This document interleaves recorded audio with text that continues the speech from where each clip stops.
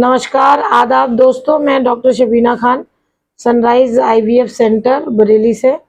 आज मैं आप लोगों के साथ एक टॉपिक डिस्कस करना चाहती हूँ, फाइब्रॉयड एंड इनफर्टिलिटी।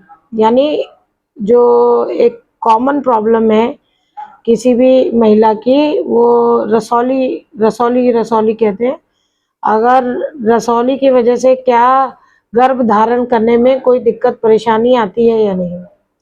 सबसे पहले मैं आपको ये जानकारी दे दूं कि जो भी ये महिलाएं रिप्रोडक्टिव एज ग्रुप में रहती हैं, सबसे कॉमन परेशानी है रसौली। लेकिन इसमें ये हमें देखना पड़ता है कि रसौली अगर हम एक उसका इंसिडेंस क्या है। अगर एक लमसम एक एवरेज लें कि अगर 40 साल तक की महिला है तो कम से कम 30 से 40% लेडीज को ये फाइब्रॉयड यानी रसौली की परेशानी होगी।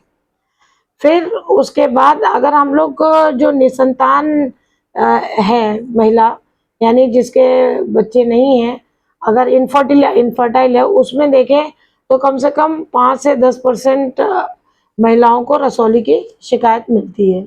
अब ये रसौली होती क्या है? अगर हम ये देखें कि जो बच्चेदानी है उसमें वो स्मूथ मसल से बनी हुई है, उसी का एक बेनाइन ट्यूमर टाइप कह लीजिए, उसको रसौली कहते हैं। अब ये रसौली 3 प्रकार की हो सकती है। एक तो बच्चेदानी के तरफ, यानी जिसको हम लोग बोलते हैं सबम्यूकोजल। एक बच्चेदानी के भीतर, जिसको हम लोग बोलते हैं इंट्राम्यूरल फाइब्रॉयड। और एक होती है बच्चेदानी से थोड़ा लगी हुई मगर बाहर की तरफ, उसको हम लोग सबसेरोजल कहते हैं।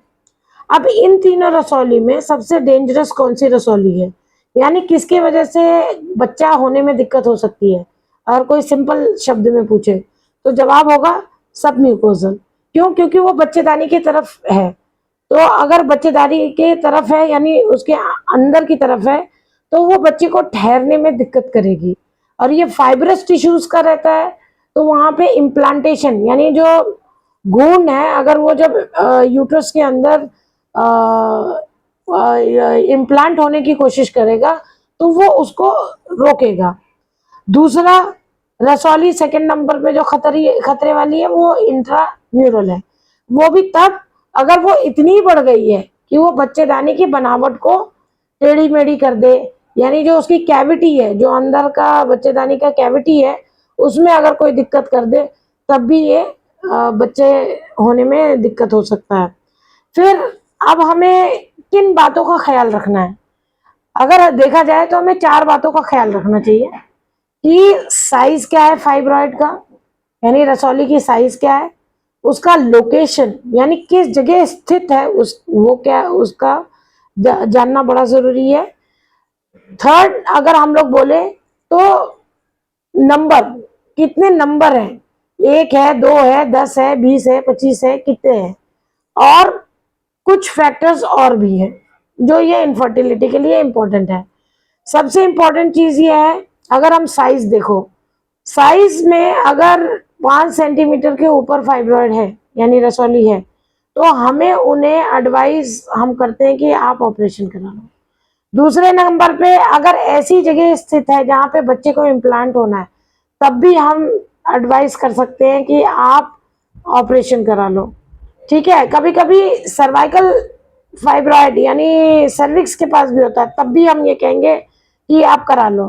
उसमें ये डिपेंड नहीं करता है। अगर फेलोपियन ट्यूब के पास है और ब्लॉक कर रहा है, कॉर्नुआ पे है, तो प्रेगनेंसी होने में दिक्कत हो रहा है, तो हम उसको निकलवाने की सलाह दे सकते हैं।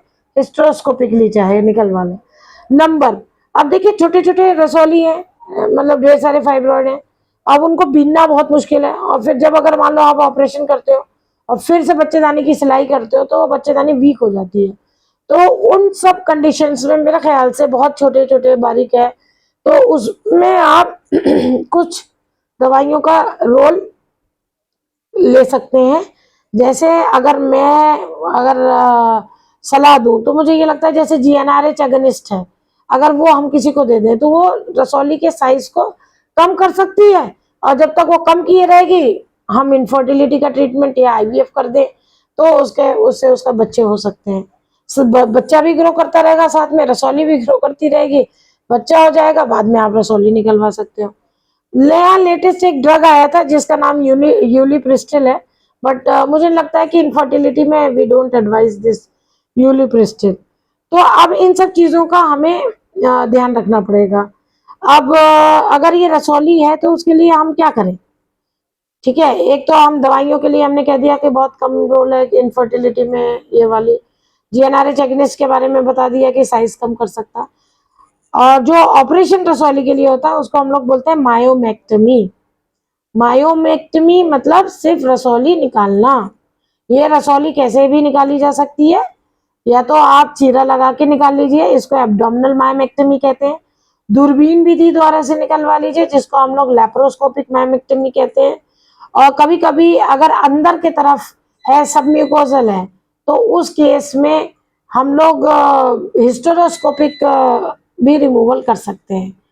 और अगर ये रिमूव करना ज़रूरी है, जिससे इनफर्टिलिटी हो रही है, बच्चा नहीं ठहर रहा है, तो आप इसको प्लीज़ रिमूव करें। आशा करती हूँ कि मेरी ये कुछ बातें आपको जानकारी आपके लिए जानकारी भरी रही होंगी।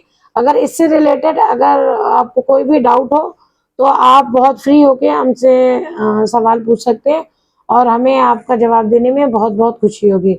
नमस्कार दोस्तों।